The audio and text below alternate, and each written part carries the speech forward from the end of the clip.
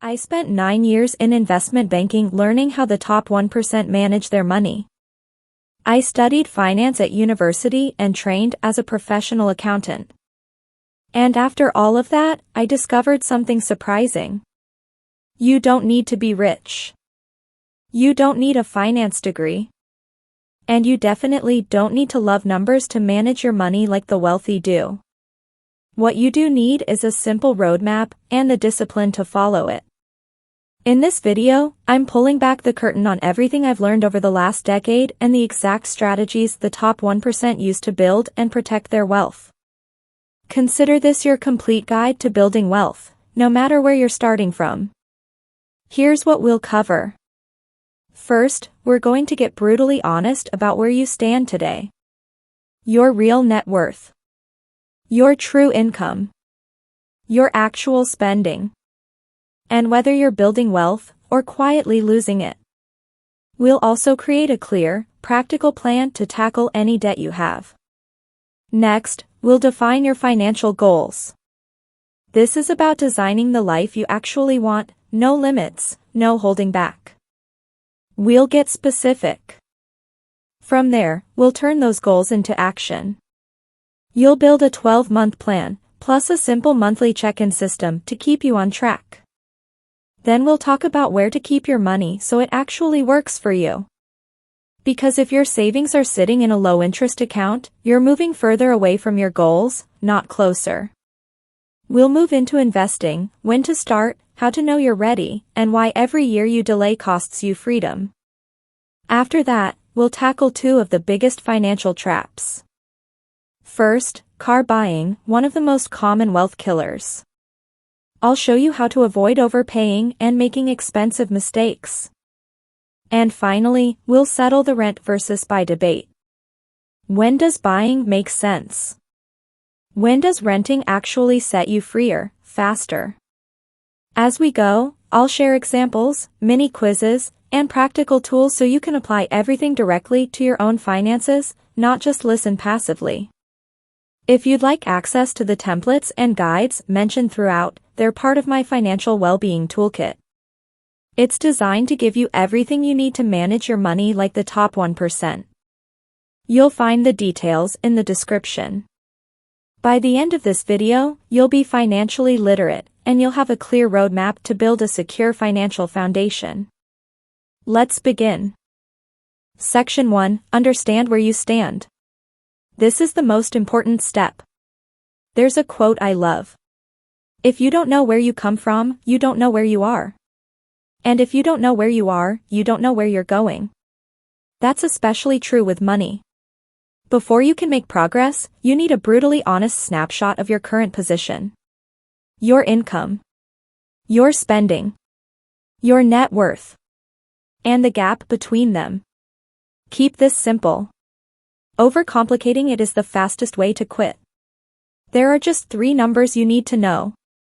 Your net annual income, after tax, your annual expenses, your annual surplus, or deficit. Why annual? Because monthly numbers lie.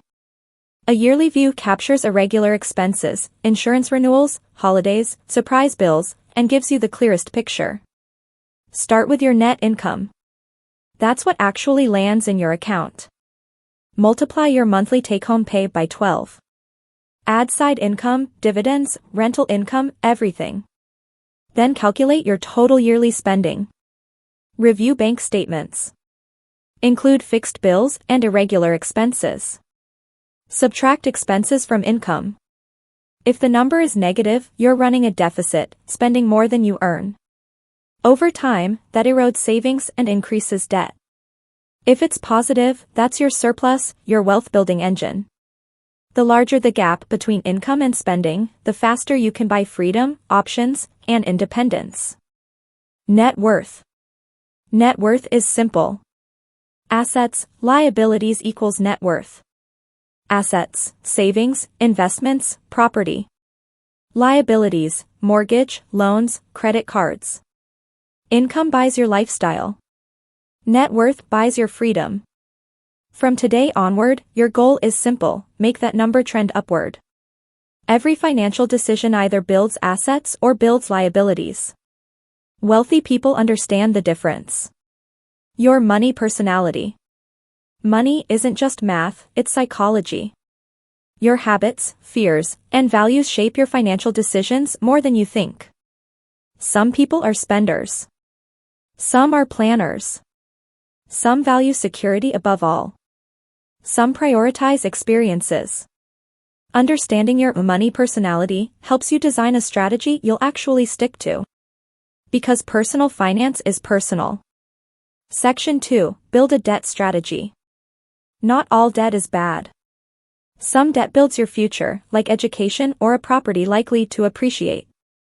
Other debt drains you, credit cards, payday loans, high-interest financing. Start by listing every debt. Total balance, interest rate, minimum payment due date. Then choose your strategy. Debt avalanche. Pay off highest interest first. Mathematically optimal. Debt snowball. Pay off smallest balances first. Psychologically powerful. The best strategy? The one you'll stick with. If you have credit card debt, consider a 0% balance transfer, but only if you have a clear payoff plan. And one rule I live by. If you can't afford to buy it in cash, you probably shouldn't be financing it, unless it's property, healthcare, education, or something that increases your earning power. Section 3. Set clear financial goals. You cannot make good financial decisions without knowing what you're aiming for. Pause and write down every goal you have. Big or small. Realistic or ambitious. Then assign a timeline to each one. Because when change is how. Short-term, 0 to 5 years, keep money safe and accessible. Medium-term, 5 to 15 years, invest with moderate growth. Long-term, 15+ years, invest for serious growth. Time is the most powerful force in investing. Historically, anyone who held the S&P 500 for 20 years has never lost money. Not once. The longer your time horizon, the more powerful compounding becomes. Short-term money shouldn't be in the market. Long-term money almost always should be. Section 4. Turn goals into a plan. Now we make it real. Think of your goals as destinations. Your 12-month forecast is the road. Your monthly check-ins are the dashboard. Create a baseline year based on current income and spending. Then allocate savings and investments first, not as an afterthought. Use a simple framework like 50/30/20. 50% needs. 30% wants. 20% future you. It's not rigid, it's a guide. Each month, ask. Do I need this? Can I spend less? Can I get it cheaper? Small adjustments in recurring costs create massive long-term impact. Section 5. Where to save. Banks don't just store your money, they lend it out and profit from the difference. Shop around. Compare rates. Consider. Easy access accounts. Notice accounts. Certificates of deposit. Online banks offering higher rates. Even a 2 to 3% difference compounds over time. Don't hand banks free margin. Section 6. When to invest. Here's your roadmap. Save 1 month of expenses. Pay off high-interest debt, above 8%. Build your emergency fund to 3 to 6 months. Invest simultaneously while finishing your emergency fund. Paying off 20% interest debt is a guaranteed 20% return. That's unbeatable. After that, let your money grow. Section 7. How much to invest. Work backwards. What's the goal? How much will it cost? When do you need it? Then calculate what monthly investment gets you there. If there's a gap between what you need to invest and what you can afford, that's not failure. That's clarity.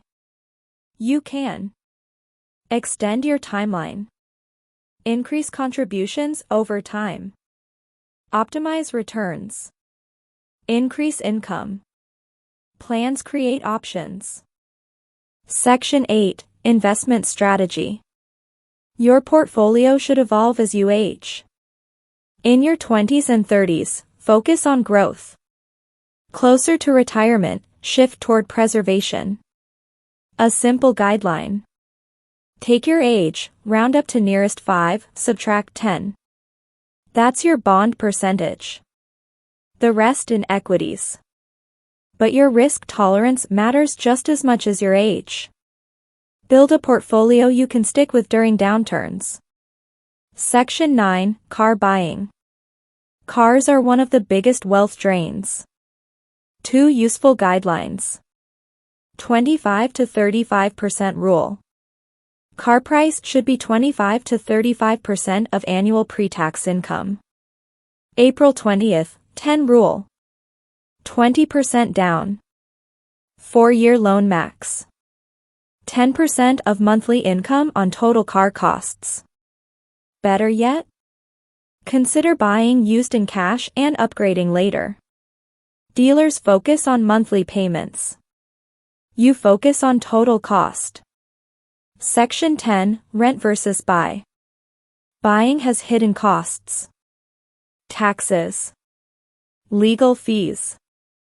Maintenance, 1% of value annually. Interest. Renting offers flexibility and fewer responsibilities.